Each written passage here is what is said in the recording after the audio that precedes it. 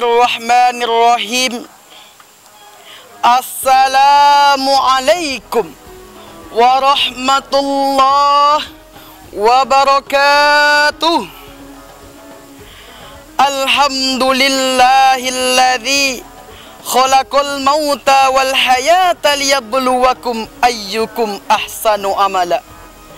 Wassalatu wassalamu ala sayyidina wa habibina Muhammad sallallahu alaihi wasallam wa ala alihi sayyidina Muhammad. Rabbi shrah li sadri wa yassir li amri wahlul 'uqdatam min lisani yafqahu qawli. Amma ba'du. Pemirsa Menata Hati yang insya Allah dimuliakan oleh Allah Subhanahu wa ta'ala, bersyukur kita ucapkan kepada Allah Subhanahu wa ta'ala yang mana pada puasa yang ke-11 di bulan Ramadan ini kita masih diberikan kesehatan, diberikan kesempatan untuk melaksanakannya. Selawat berangkaikan salam tidak lupa pula kita hadiahkan buat junjungan alam, yakni Nabi besar Muhammad sallallahu alaihi wasallam dengan melafazkan Allahumma salli ala Sayyidina Muhammad wa ala ali Sayyidina Muhammad. Pemirsa yang dirahmati oleh Allah Subhanahu wa ta'ala, bicara mengenai kematian, siapa yang ingin masuk surga, pasti semuanya mau masuk surga. Pertanyaannya sekarang, siapa yang ingin masuk surga sekarang juga? Tak ada satupun yang mau masuk surga sekarang juga. Karena apa? Karena di dalam hatinya, di dalam dirinya masih tersimpan rasa cinta kepada dunia. Pemirsa, kematian ialah isi kultum kita pada hari ini.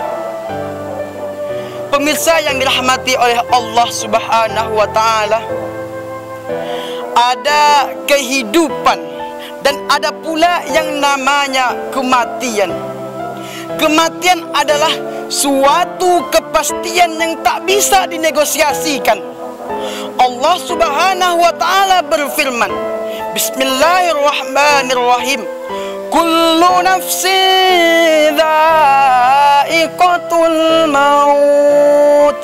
Setiap yang bernyawa pasti merasakan yang namanya mati. Perjalanan menuju akhirat merupakan suatu perjalanan yang panjang, banyak aral dan rintangan, serta memerlukan perjuangan dan pengorbanan. Kematian ialah gerbang pertama bagi kita yang harus kita lewati, yang harus kita masuki untuk masuk ke dalam akhirat. Dan kematian ialah bukan hal yang sepele. Rasulullah sallallahu alaihi wasallam bersabda, La ilaha illallah innal mauta sakarat. Tiada Tuhan selain Allah, sesungguhnya di dalam kematian terdapat rasa sakit. Pemirsa, di saat nyawa kita dicabut, nafas kita tersengal, mulut kita terkunci dan badan kita kaku tanpa daya, dan pintu taubat pun sudah tertutup. Dan pada saat itu juga kita tidak bisa lari dari yang namanya sakaratul maut. Waja'at sakaratul mauti bil haqq, dzalika ma kunta minhu tahid. Dan datanglah sakaratul maut dengan sebenar-benarnya, dan kita tidak bisa lari daripadanya. Pemirsa yang dirahmati oleh Allah Subhanahu wa ta'ala, ketika ruh Rasulullah SAW sampai ke pusat perut. Rasulullah SAW berkata kepada Jibril, "Wahai Jibril, alangkah sakitnya sakaratul maut ini." Mendengar perkataan itu, Jibril memalingkan wajahnya. Lantas Rasulullah SAW bertanya kembali kepada Jibril, "Wahai Jibril, mengapa engkau palingkan wajahku? Apakah engkau tidak suka memandang wajahku?" Kemudian Jibril pun menjawab, "Wahai sang kekasih Allah, siapakah yang sanggup melihat Rasulullah SAW merasakan sakitnya sakaratul maut?" Hadirin pemirsa yang dirahmati oleh Allah Subhanahu wa Ta'ala, bayangkan saja makhluk termulia, sang kekasih Allah, Nabiullah Muhammad SAW merasakan betapa sakitnya, betapa perihnya sakaratul maut itu.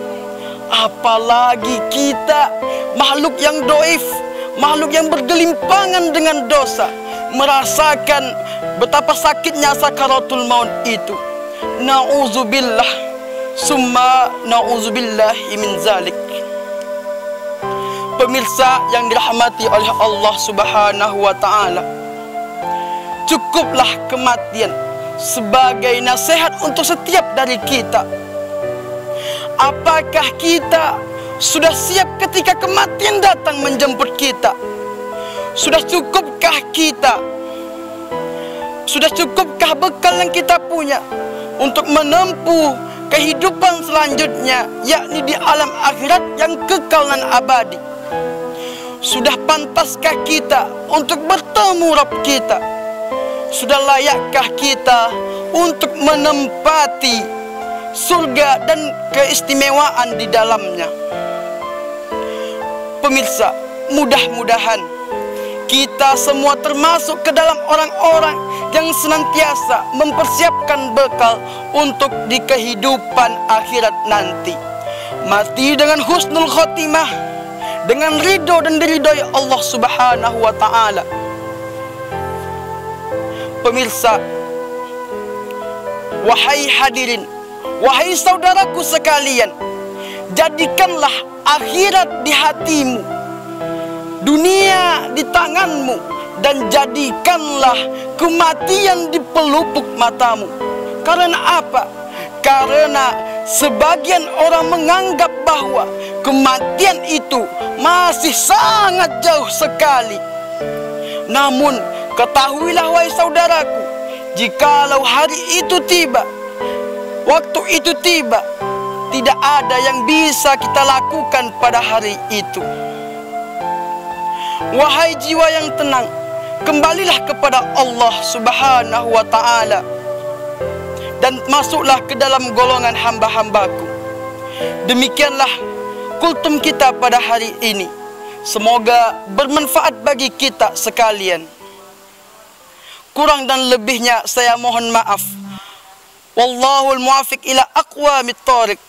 Wassalamu alaikum warahmatullahi wabarakatuh.